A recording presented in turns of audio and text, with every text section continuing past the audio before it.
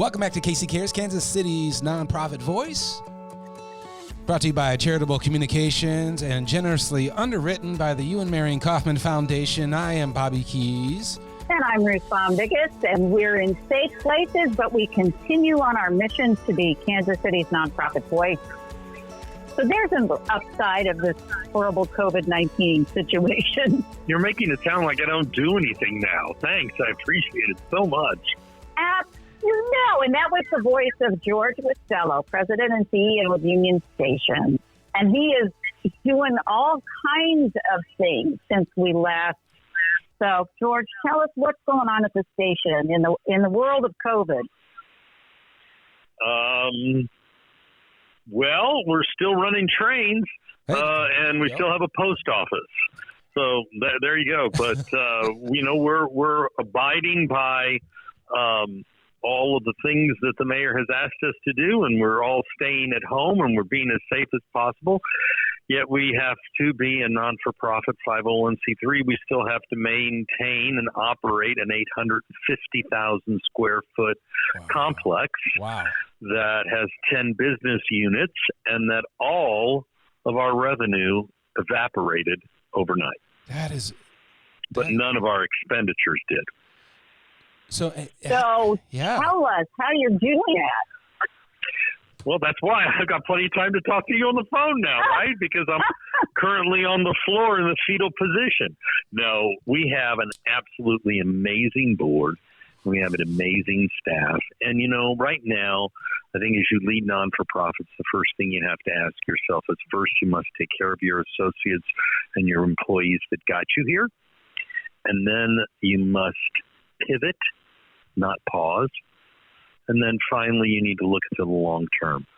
So those are the things that we did. We were getting ready on the Saturday that the decree came down to open our largest expansion in Science City's history. We were getting ready to open up a children's museum on that Saturday when we were closed. So from that moment, the entire world has turned upside down. So we are at the starting line for a 13,000 square foot early learning children's museum.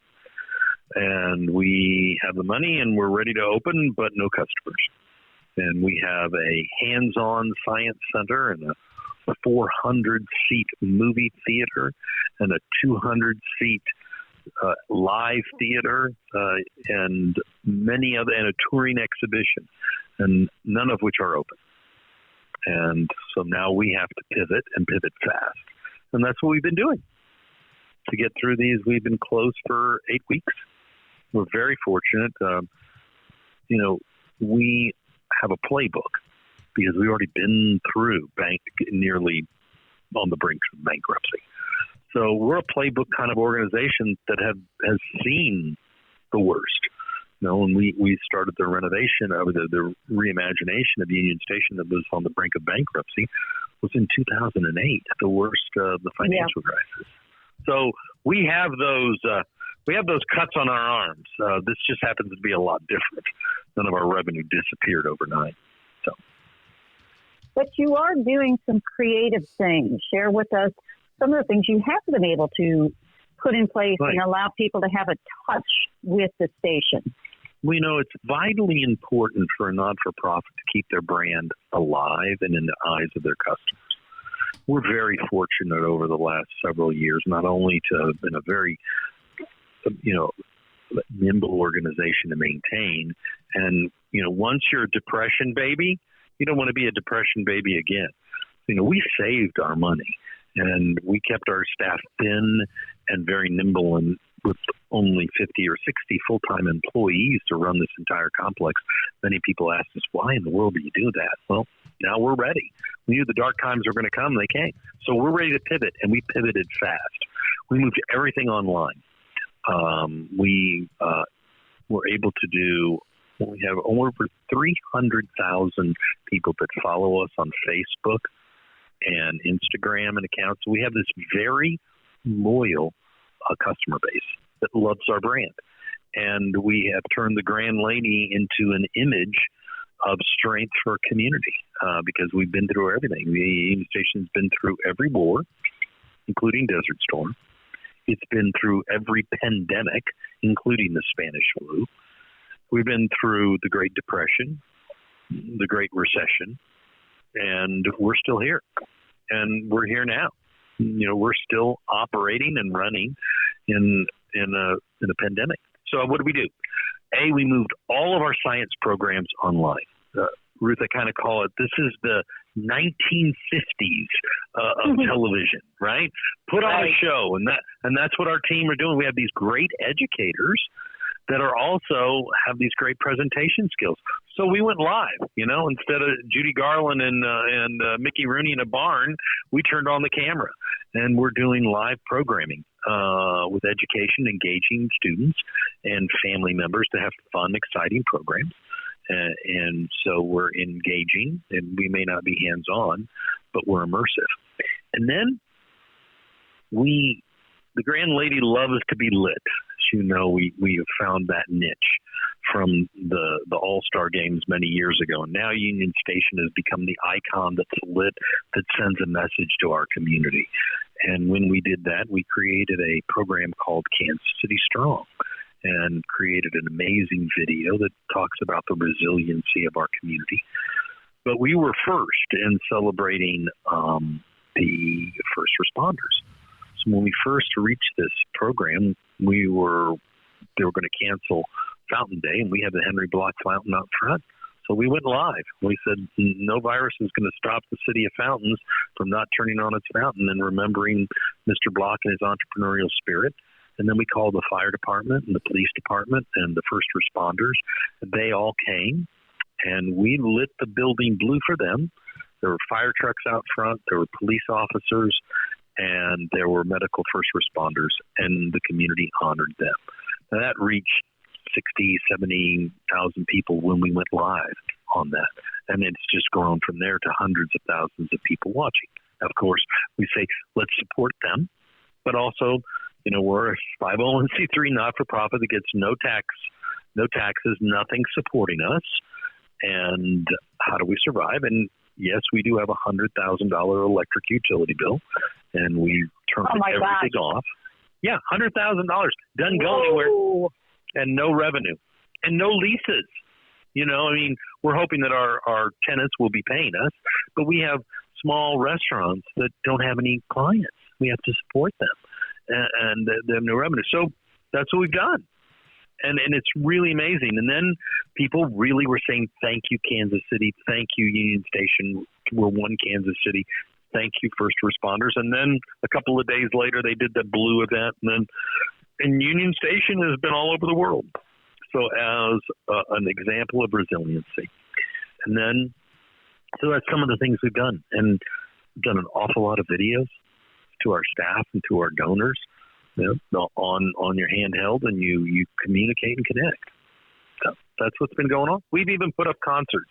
We now do a Clocktails at 7:00 on Saturday night, and we get a local community performer, local artist, and we pay them. We give them support. We have a stage in Grand Hall, and we do a concert live on Facebook.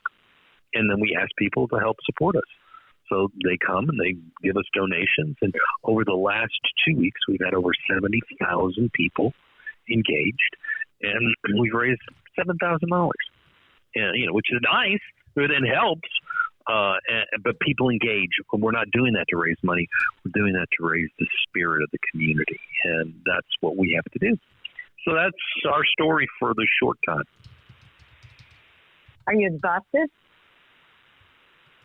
What? Are you exhausted? That sounds like a heck of a lot of stuff. Well, yeah, and then we have to protect the building. So, we have to make sure that we have people here. We started to see some really challenging issues with those that were displaced. And so we went to downtown council and said, we have to have restrooms for these displaced individuals because all these public facilities are closed and there are no restrooms. So we did that, and downtown council raised the money and made that happen. So, we had to put, we had to lock all of our doors and limit access because of the operations, and to keep our building protected and to keep the people protected.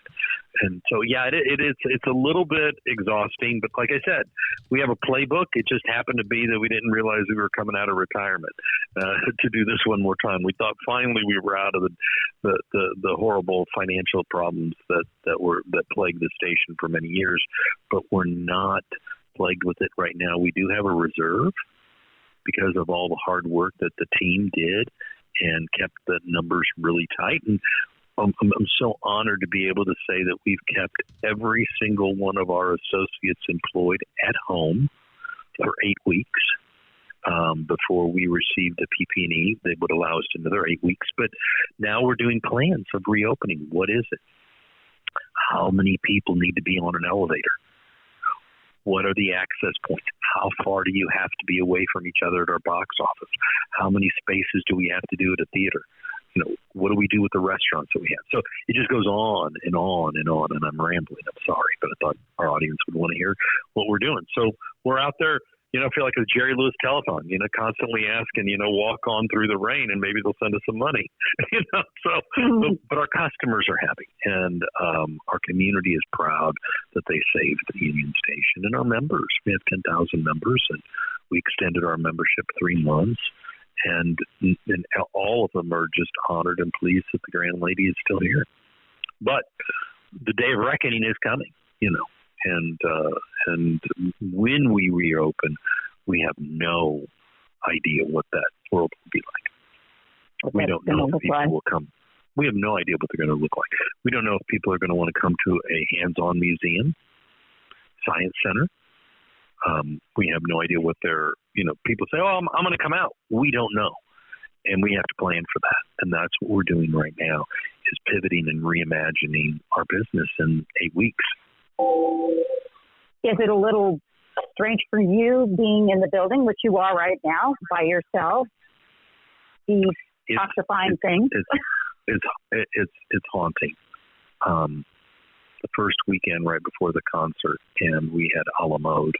And then last weekend we did Quixotic, and we had this massive American flag in Grand Plaza.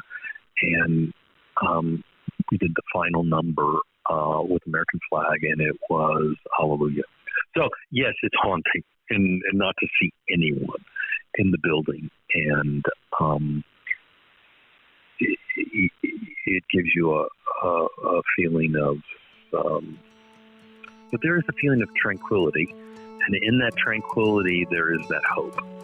Thank you for listening to Casey Cares, Kansas City's nonprofit voice, produced by Charitable Communications, a 501c3 nonprofit organization.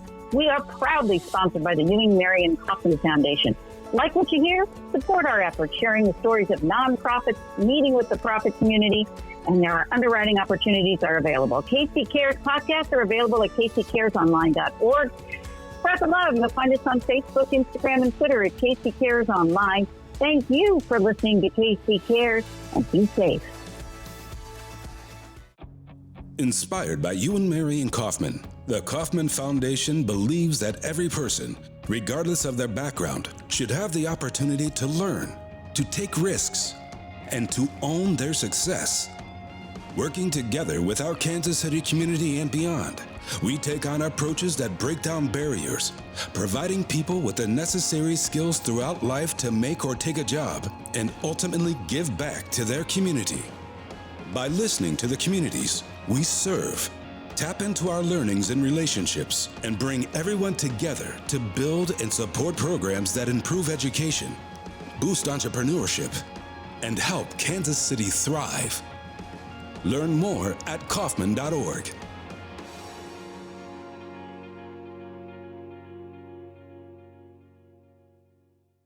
COVID-19 is a severe lung infection. Trust the American Lung Association for science-based public health information, especially for the 36 million Americans who live with lung disease. We have resources to protect your lung health, access expertise from medical professionals, and peer-to-peer support through our online communities. Visit lung.org for daily updates or call 1-800-LUNG-USA.